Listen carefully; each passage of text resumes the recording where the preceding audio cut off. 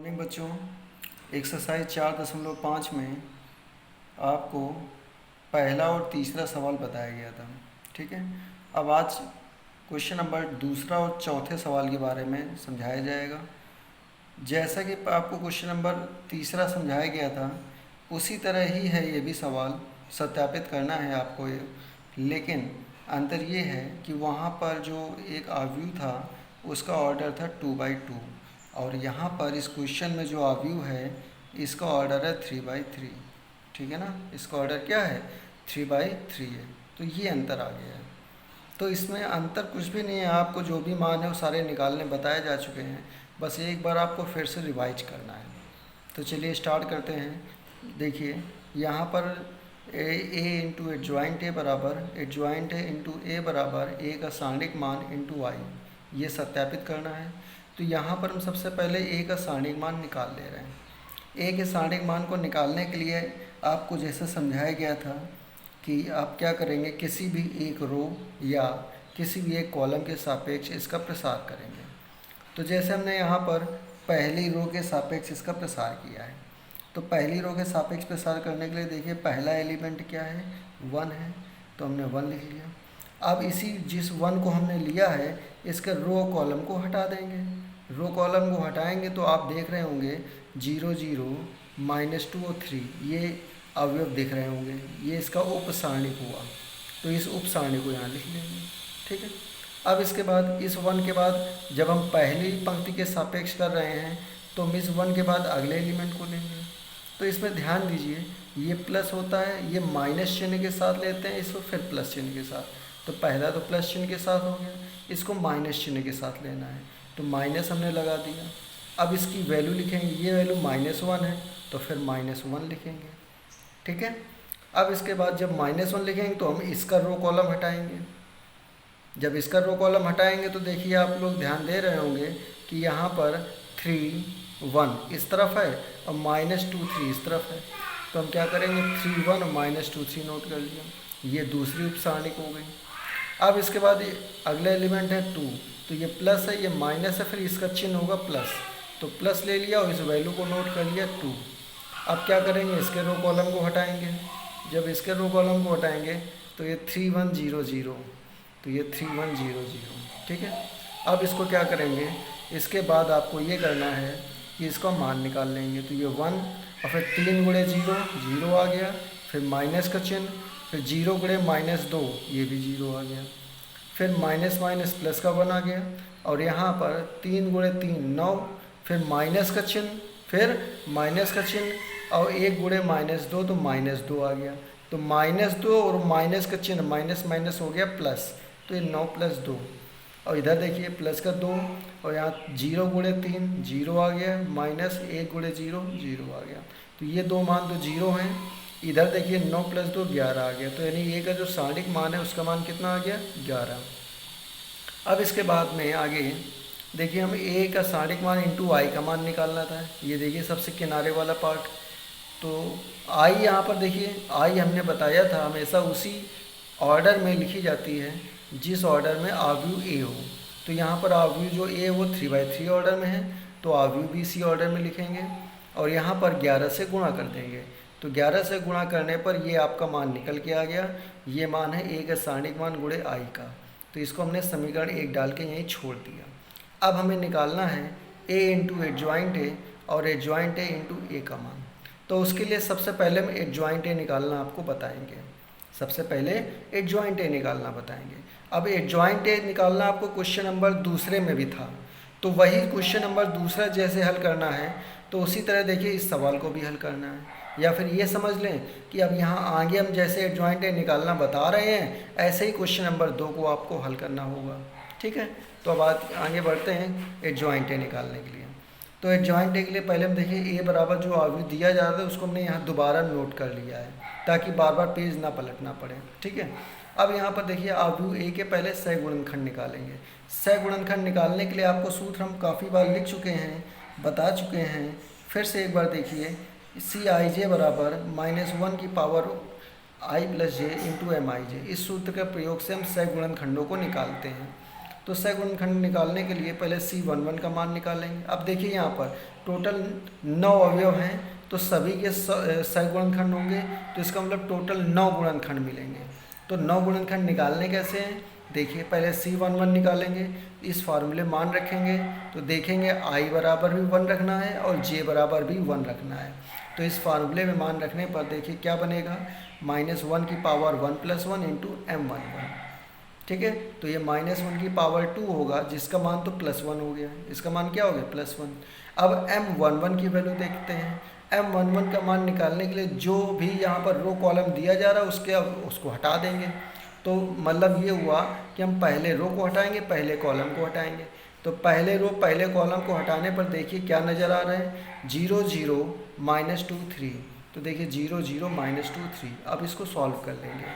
Solve करने पर 0 × 3 0 आ जाएगा, फिर माइनस का चिन्ह, फिर 0 × -2 ये भी 0 आ जाएगा, हल करने पर 0 आ गया। तो C11 का मान कितना आ गया, 0 आ गया, ठीक है। ऐसे ही C12 का मान निकालेंगे। तो C12 का मान निकालने के लिए क्या करेंगे, 1 और 2 है, मतलब I का मान 1 है और J का मान 2 है। तो देखिए इसी फार्मूले में फिर से रखेंगे, तो -1 की पावर 1 + 2 × M12। तो -1 की पावर 1 + 2 करने पर 3 आएगा, और -1 की पावर 3 का मान -1 होगा। तो ये तो आ गया। अब M12 का मान निकालेंगे। इसके लिए हम क्या करेंगे, 1 2 लिखा है, मतलब पहला रो और दूसरे कॉलम को हटाना है। तो पहले रो को हटा दीजिए और दूसरे कॉलम को हटा दीजिए। तो देखिए क्या नज़र आ रहा है, इस तरफ 3 1 लिखा है और उस तरफ -2 और 3 लिखा हुआ है। तो देखिए ये 3 1 और ये -2 और 3 लिखा हुआ है। अब इसको मल्टीप्लाई करिए, 3 × 3 करेंगे तो 9 आएगा, फिर माइनस का चिन्ह लगेगा, और 1 × -2 करेंगे तो -2 आएगा। तो -2 और जो माइनस का चिन्ह लगेगा तो माइनस माइनस प्लस, तो 9 + 2 कितना हो गया, 11। -1 से गुणा करने पर -11, ठीक। ऐसे C13 का मान निकालेंगे। तो उसके लिए -1 की पावर वही I + J यानी 1 + 3 × M13। तो 1 + 3 का मान 4 होगा और -1 की पावर 4 का मान +1 होगा, ठीक। अब बात करते हैं M13 के लिए। तो पहला रो तीसरे कॉलम को हटाइए। तो हमने पहला रो हटा दिया, तीसरे कॉलम को हटा दिया। तो देखिए क्या लिखा हुआ है, 3 1 0 0। तो ये देखिए लिखा हुआ है 3 1 0 0। अब इसको सॉल्व कर लीजिए, 0 × 3 0 आ गया, 1 × 0 0 आ गया। घटाएंगे तो कुल मिला के 1 से मल्टीप्लाई करेंगे तो फाइनल जो इसका हल करने पर मान आएगा 0 आ जाएगा, ठीक है। अब ऐसे C21 का मान निकालेंगे। तो C21 का मान निकालने के लिए -1 की पावर 2 + 1 × M21। तो -1 की पावर कितना हो गया, 3 हो गया, 2 + 1 3, और -1 की पावर 3 का मान -1 आ गया, ठीक। अब M21 का मान निकालेंगे। M21 का मान निकालने के लिए फिर से क्या करना है, M21 लिखा है, तो मतलब 2 का मतलब सेकेंड रो और 1 का मतलब फर्स्ट कॉलम। हटाइए तो देखिए ऊपर लिखा हुआ है -1 2 और नीचे लिखा है 0 3। नीचे क्या लिखा है, 0 3। तो देखिए ऊपर लिखा है -1 2 और नीचे लिखा है 0 3। इसको सॉल्व करिए। तो 3 से -1 का गुणा तो -3 आ गया, फिर माइनस का चिन्ह और 0 से 2 का गुणा यानी 0 आ जाएगा। हल करेंगे तो +3 वैल्यू आ जाएगी, ठीक है। अब C22 का मान निकालेंगे। तो -1 की पावर 2 + 2 करेंगे, M22 आ जाएगा। तो -1 की पावर 4, तो ये +1 आ गया। M22 का मतलब हो गया सेकेंड रो सेकेंड कॉलम हटाइए। तो इसमें देखिए सेकेंड रो हटाएंगे, सेकेंड कॉलम हटाएंगे। तो ऊपर देखिए क्या है, 1 2 है, नीचे क्या है, 1 3 है। तो इसमें देखिए ऊपर है 1 2, नीचे है 1 3। पहले मुख्य विकर्ण का गुणा 3 × 1 3 आ गया, -2 × 1 2 आ गया, 3 - 2 1 आ गया। तो जैसे हमने C22 तक बताए हैं ऐसे ही आपको C23 का मान निकालना है, ऐसे ही आपको C31 का मान निकालना है, ऐसे ही C32 का मान निकालना है और ऐसे C33 का मान निकालना है। तो इस तरीके से आप पहले क्या करेंगे, पहले हम सारे सगुणनखंड मान निकाल लेंगे। जब ये मान निकल आएगा तो फिर सगुणनखंडों से प्राप्त आव्यूह निकालेंगे। सगुणनखंडों से प्राप्त आव्यूह क्या होता है, जिस क्रम में मान निकाल लें उसी क्रम में रख दीजिए। यानी ये देखिए C11 C12 C13 C21 C22 C23 फिर C31 C32 और C33। इसको हम क्या करेंगे, जो मान निकालें यहाँ रख देंगे इसी क्रम में। फिर इसके बाद निकालते हैं एडजॉइंट है। एडजॉइंट क्या होता है, जो सगुणनखंडों से प्राप्त अवयव होता है उसका जब हम परिवर्त निकालते हैं तो वो आता है एडजॉइंट है। तो परिवर्त निकालने के लिए पहले रो को पहले कॉलम में लिखिए, दूसरे रो को दूसरे कॉलम में, तीसरे रो को तीसरे कॉलम में, तो ये आपका आ जाएगा एडजॉइंट है। ठीक है, ये आपका क्या आ जाएगा एडजॉइंट है। तो ये तुम आपका क्वेश्चन नंबर 2 है, यानी अगर आपको क्वेश्चन नंबर 2 में आपको एडजॉइंट है निकालना था तो मतलब यहाँ तक आपको क्वेश्चन कंप्लीट करना है। पहले सगुणनखंड निकालने हैं, फिर सगुणनखंडों से प्राप्त अवयव निकालना है, फिर उस अवयव का परिवर्त निकालना है जिससे आपको एडजॉइंट ए का मान आ जाएगा। ठीक, अब आगे बढ़ते हैं हम इस क्वेश्चन नंबर में। इसमें फिर क्या करेंगे, हम ए इंटू एडजॉइंट ए निकालेंगे। अब तो जिस क्रम में लिखे हुए हैं उसी क्रम में इनके मान भी रखे जाएंगे। पहले ए लिखा है तो ए का मान, बाद में एडजॉइंट ए लिखा है तो बाद में एडजॉइंट ए का मान, फिर इनको आपस में मल्टीप्लाई कर देंगे। मल्टीप्लाई करने का प्रोसेस आप पुराने वीडियो में देखिए, उसको ढंग से समझिए। तो बस आप इसको यहाँ देख लीजिए, आप मल्टीप्लाई करके प्रैक्टिस करिए इस सवाल की और देखिए यही वैल्यू आ रही है कि नहीं आ रही है। ठीक है, आप कोई मिस्टेक कहीं पर हुई है कि नहीं हुई है उसके लिए हमने ये डिजिट्स लिख दी हैं सारी, आप इसको मैच करा के प्रैक्टिस कर सकते हैं। तो ये ए इंटू एडजॉइंट ए का मान आ गया, इसको हमने समीकरण सेकेंड डाल दिया। फिर एडजॉइंट ए इंटू ए का मान निकालेंगे, तो पहले एडजॉइंट ए का मान लिखेंगे और बाद में ए का मान लिखेंगे, इसको मल्टीप्लाई कर देंगे। तो मल्टीप्लाई करने के लिए आप प्रैक्टिस करिए, डिजिट हमने लिख दी है। आप अगर आंसर मैच नहीं होता है तो आप इससे नोट कर सकते हैं, आप इससे देख सकते हैं कि आपने सीखा कि नहीं सीखा, कहाँ गलती हो रही है, आप इसको देख सकते हैं। तो एडजॉइंट ए इंटू ए का मान ये आ जाएगा, इसको समीकरण 3 डाल दिया।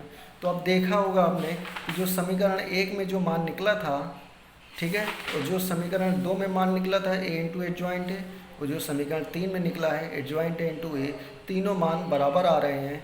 इससे ये जो कंडीशन है वो सत्यापित होती है कि एडजॉइंट ए इंटू ए बराबर ए इंटू एडजॉइंट ए बराबर ए का स्टैंडिंग मान इंटू आई।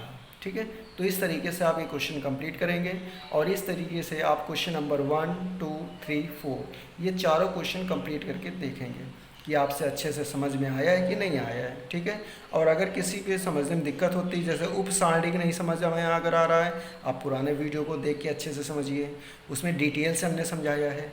अगर आपको सगुणनखंड निकालने में कोई दिक्कत हो रही है तो फिर से आप पुराने वीडियो को देखिए, उसमें हमने डिटेल से समझाया है, तो उसमें आप अच्छे से समझ में और आ जाएंगे। ठीक है, गुणे करने में दिक्कत हो रही है तो आप पुराने वीडियो देखिए। मतलब आपको ये जितने भी टॉपिक हैं कुछ नए नहीं हैं, ये आपको पहले समझाए जा चुके हैं। अब यहाँ पर उसी के और उन्हीं के यूज करते हुए आपको आगे सवाल लगाने हैं, तो इसीलिए आप इस तरीके से इस क्वेश्चंस को लगाइए और सीखिए। ठीक है, बाकी के क्वेश्चन जो हैं अगले वीडियो में समझाए जाएंगे। ठीक है, धन्यवाद।